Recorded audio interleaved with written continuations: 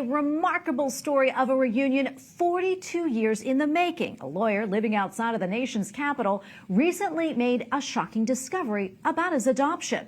It started when Jimmy Thyden read an article back in April about babies born in Chile in the 1980s who were taken from their families at birth.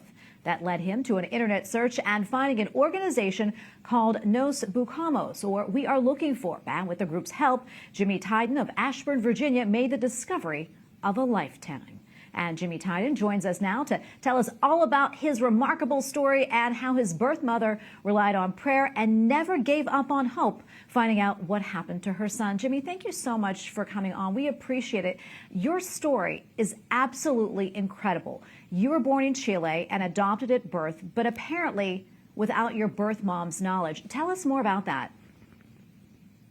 So I was a victim of a counterfeit adoption, something where I was born 1 month premature, and they targeted women who didn't have a lot of means or resources, and they targeted women who were indigenous, and they targeted women who were in particular having premature babies. And so my mama was a victim of that.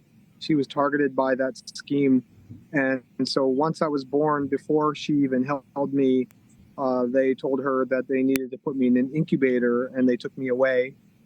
And they never brought me back.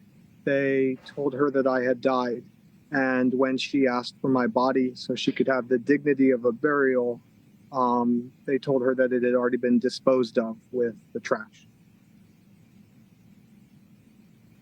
That is so shocking. I mean, when you discovered the truth about your adoption and your mom and your family in Chile, what went through your mind? I mean, what was your first reaction?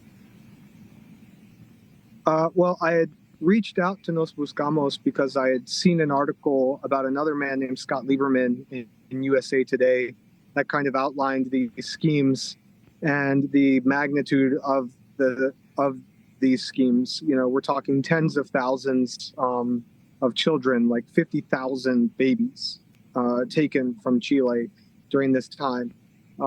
This was a well-oiled machine. It was a combination of a lot of players. It was the government, it was the church, it was the doctors and hospitals. And so when I got my paperwork, my adoption paperwork from my adoptive family, I was able to realize that there was 4 divergent stories there, and they were so divergent that they could not all be true. And that's what made me want to reach out to Nos Buscamos. Yeah, and when you found out the truth of that, I mean, that must have been so shocking, but also a relief. Yeah, it was. It was, at that point, like I said, I had kind of had an inkling that something didn't make sense. And so when they told me, I was glad to finally have the truth. But at the same time, I was just absolutely shocked. Shocked at the 42 years that were lost, that were robbed from my mama, that were robbed from me. Yeah, it was very shocking. And then my adoptive family, they were always very upfront and honest with me about being adopted, about being Chileno. I was raised to be proud of both of those things. And they were victims as well. They were led to believe that these were all legitimate processes. That they went through the American Adoption Agency. That they made a point to share that they wanted nothing to do with any type of illegitimate means of procuring a child, because they knew those things happened in the world and they did not want to be a part of it. So when I learned this, it was very shocking. Yeah, but there was, some good moments. Obviously, you got to meet your birth mother. Tell us what that was like. And I understand that she said that she prayed to God that she would live long enough to find out what happened to you. Right. When we first embraced each other for the first time, it's 42 years, not 43, almost 43, but 42 years after my birth.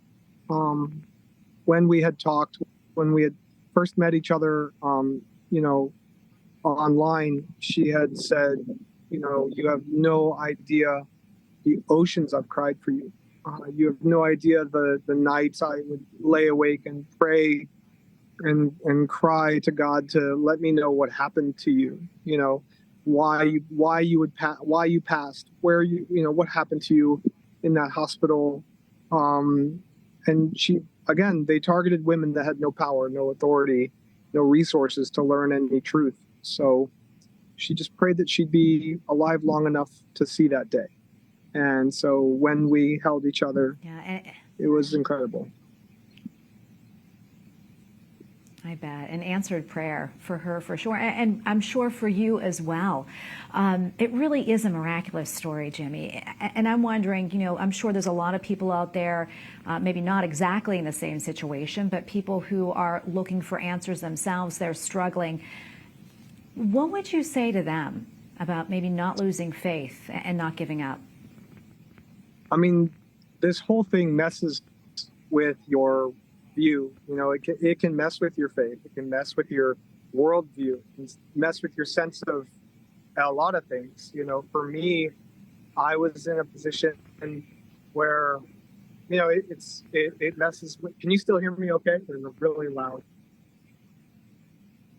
I should wait. We can hear you, yes. You can hear me? Okay. So for me, it was, I would just tell people that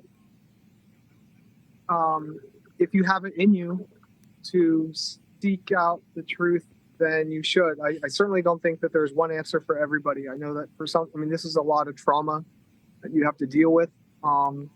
You're uncovering decades old trauma. You're opening up old wounds for your mama, for your adoptive family, for yourself. It's very difficult. And like I said, from like a faith space, I was a pastor, and I will tell you throughout all of this process, it makes you wonder that big question that, many people of faith have, which is, why did these things happen? What is God's plan? Was this God's plan? Was the reuniting God's plan? Was the taking God's plan? Why would God let this happen? It can bring up so much stuff. But in the end, we found something beautiful. I'm lucky enough to have two loving families, one on each side of the equator. And it's going to take a lot to find meaningful reunion.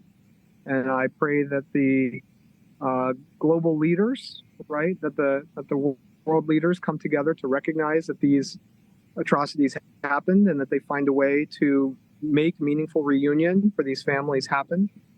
They could set aside funding. They could, make it so that these people can travel forever for their children, for their lineage. It's not just a child from a baby or a child from a mother and a mother from a child. This is losing your country, losing your nationhood, your identity.